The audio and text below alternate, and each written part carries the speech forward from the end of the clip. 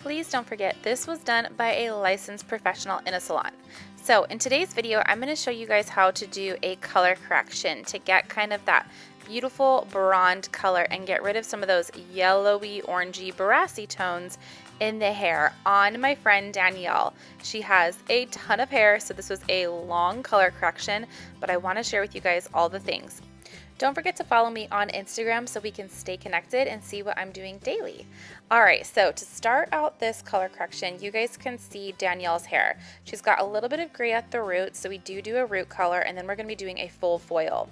I've sectioned off the front sections from the back, and I've done a small upside down triangle in her crown area because we're going to be starting to work on the bottom sections. First, what we're going to go do is touch up her root color. I like to try to accomplish everything in one step if possible, so we're going to be using the shades 7AA, which is double ash, and then we're going to be doing 7AV, which is an ash violet, and 7NN, which is a double natural, and it's going to be the most gray coverage. I'm using the Chromatics line by Redken. I absolutely love this line so much. It's an oil base without any ammonia, and it really gives a great coverage. And what I love about this also is that I have a lot of control over the warmth that it does in the hair. So the colors that I'm using are really going to help to neutralize and give her a really nice natural brown base, but also it's going to cover the gray and also kind of cover up any of the brassiness that she has at her root area. So what I'm going to do is I'm going to do this section by section. So I'm going to be starting in the back of the hair, working on this area, and then foiling these sections as you see me doing this. So that way everything processes at the same amount of time all over the head. So what I'm going to do next is start the foil work, and I'm starting in the very bottom nape because again we're going to be doing absolutely everything in her hair. This is a full on color correction, and I'm going to be showing you guys all of the steps in depth detail. So what I'm doing is I'm weaving out a section, and the reason why I'm doing this and doing a zigzag pattern is to make it very, very natural. I'm going to be using my Framar board. That way I can have really nice placement for whenever I lay down my colors. So I'm going to be doing two different colors. I'm doing a Lowlight and I'm doing a highlight. This first color is a Lowlight, and I'm really making sure to kind of cover up that brassy tone. So you guys can also see we're doing a little bit more thicker pieces for more dimension because we really want her colors to stand apart and stand out. So the next section that I'm going to do, we're going to do another Lowlight, and we're going to make sure everything's super evenly saturated, and the board helps so much with that. And then going into this next section, we're going to kind of change it up a little bit. So you guys can notice I'm also leaving some sections out because we're going to be going in and toning those. So we're working with quite a bit of color here. We have a base color, we have a low light color, we have dropouts that we're going to be doing what I call as reverse or just a toner on that. And then we have our highlight section. So using my pink pewter teasing comb, I'm going to tease up some of the hair. This is going to ensure that whenever we brush everything out, it's going to have a very, very blended look. I'm going to place my foil on my board. The balayage board is so great for utilizing whenever you're lightening. I'm going to put a little bit of lightener on the board in the area that I know I'm going to be going up the highest to, and this is going to ensure that the underneath of our highlights are completely saturated through.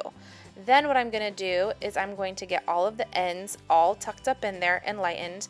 And then I'm going to start to blend up the sides. I'm not doing a solid line because again, I want it to be very natural and soft and blending up that midsection. We're going to be covering up in foil so that way we get optimal lift, because obviously foils are going to be able to make our lightener lift better. So moving on to the next section, I'm going to take out a nice size section and I'm going to do another low light. Now obviously this is going to be depending on your client and what they want and your artistic side of it. So basically I'm kind of doing low light, highlight in the areas that I want. So this placement is going to be another highlight, and you got to think whenever you're doing this, you really want to make sure that that top blends really well. So doing your peaks and valleys in different areas and being strategic and not doing a straight line will ensure that at the end everything's going to be very blended. So you can see I'm going back, and in those areas that I left out, I'm actually doing a toner. So this is a toner, and I'm using the shades 9NW in Shades EQ, and don't worry, everything's going to be listed down in the description box of all the colors that I used. So basically I'm just wanting to tone her already existing kind of highlights in that area, and the 9NW is so beautiful. I absolutely love it. So it'll leave a little bit of warmth, but not too much. And I'm just utilizing the board to make sure that I can get everything nice and processed, and I don't have to worry about changing my gloves and doing all of that. I can kind of utilize that board so I'm not having to waste time moving around. So I have everything in those two underneath sections finished. Now I'm going to start going up horizontally and taking down some subsections. So what I'm doing is I am weaving out my piece. You guys can see I'm kind of using just more of a zigzag, leaving a little bit less of a dropout, and I'm going to start my highlight section. So I'm teasing this really nice, and then I'm going to grab my balayage board, apply the lightener to this board, and then lay the hair down on top of it. We want to make sure that we have plenty of area to be able to blend, so don't worry about bringing up your highlight too high, because you can always blend that up and have enough room to kind of create that deep V. I want to make sure that I'm doing some nice deep V's to keep that dimension in between, and then tucking the ends up and in, making sure that everything again is super saturated. I'll say that again and again because I think that's an area that a lot of people go wrong when it comes to foiling. So now what I'm going to do is in between these, I'm actually going to be doing the base color. The reason why I like to do this is because I can kind of hit that area that is kind of the deep V that's left out, so I can tone that area, and I'm not creating a spot where there's the base color and then I'm lightening over it, because that can tend to lift warm. So that's the reason why I've decided to do base in between in these areas where it's sitting on top, and I'm bringing my lightener up a little bit higher. Moving on to the next section, I'm going to subsection out, and I'm going to be doing some highlights in this area. So I'm grabbing my stitches, and I'm using more so kind of like a heavier baby light, or a strand light if you want to call it. So I'm not taking out specific weaved heavy pieces. And what I'm going to do is I'm going to apply lightener onto this, and we're going to take this up a little bit higher. So not only do I have bigger, thicker pieces that I'm doing more of a balayage technique, but I'm also utilizing some baby lights to add some soft blended brightness. And I like to use my brush sweeping upwards to create a really soft blend in that root area.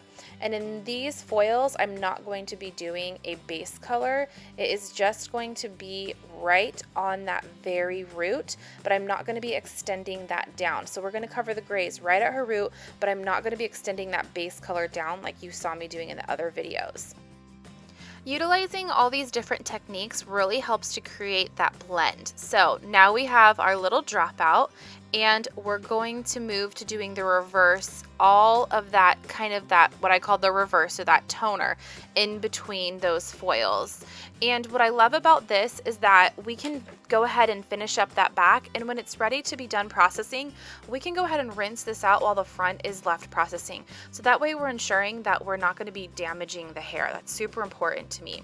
So now we're going to start in those front quadrants, and I'm starting in the quadrant going from the ear up to the parietal ridge, and we're going to take out some baby lights right around her face to really make sure that the front of her face stays nice and bright, but it's super soft. So I'm going to be foiling those little tiny hairs right in the front, doing more of like a baby light technique.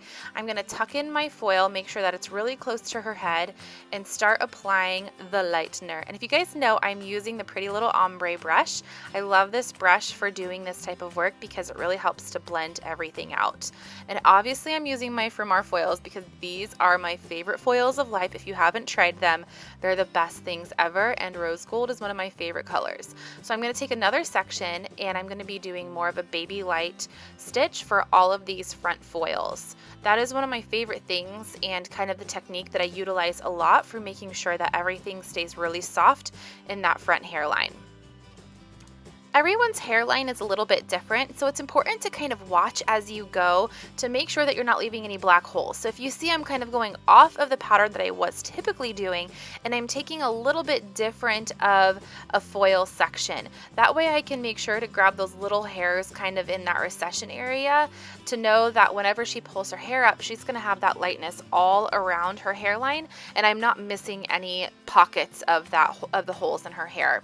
Everyone's hairline is different, like I said, and when you kind of do a custom foil like this, it really helps to make sure that everything is covered in the front. So now that I've put those foils in, I'm going to apply the base color to those roots, and her roots kind of extend about 2 inches. So I'm going to apply that where I see her regrowth at, and then we're going to move on to doing more of those thicker balayage sections toward the back. So we're going to go in, do our little zigzag sectioning, and start to drop our pieces. The larger the pieces, the more dimension. The smaller the pieces, the less dimension you're going to see.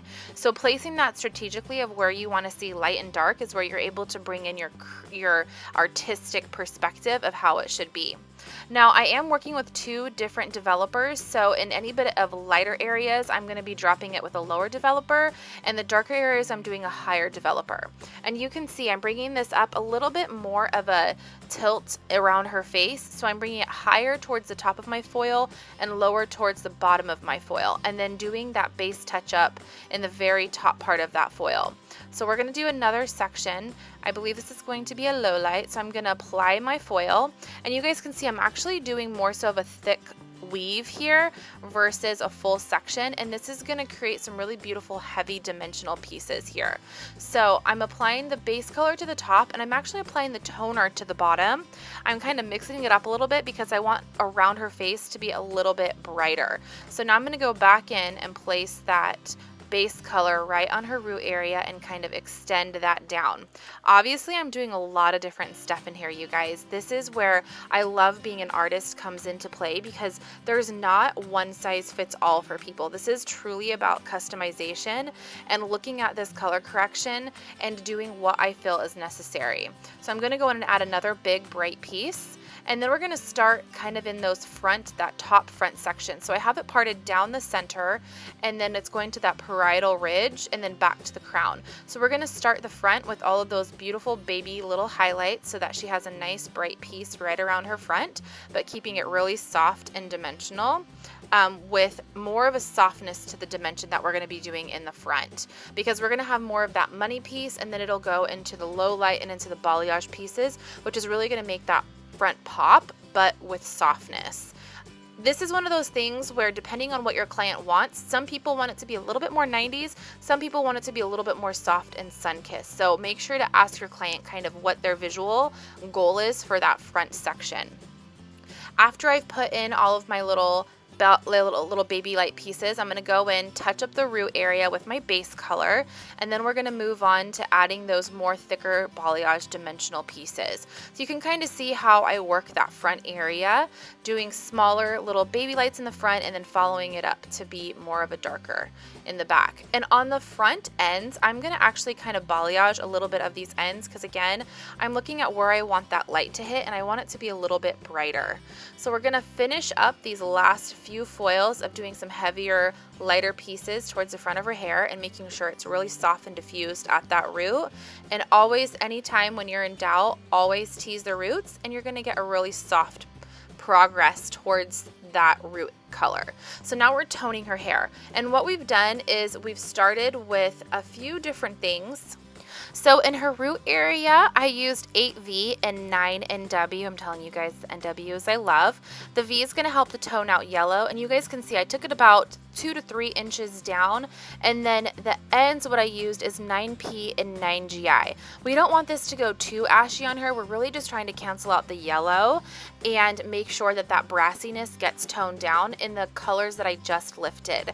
So now we're going to go in and do the fun part, and that is finish styling. So I'm using my T3 curling iron, which is my favorite of all favorite of curling irons, and I am starting to do some big curls on her hair.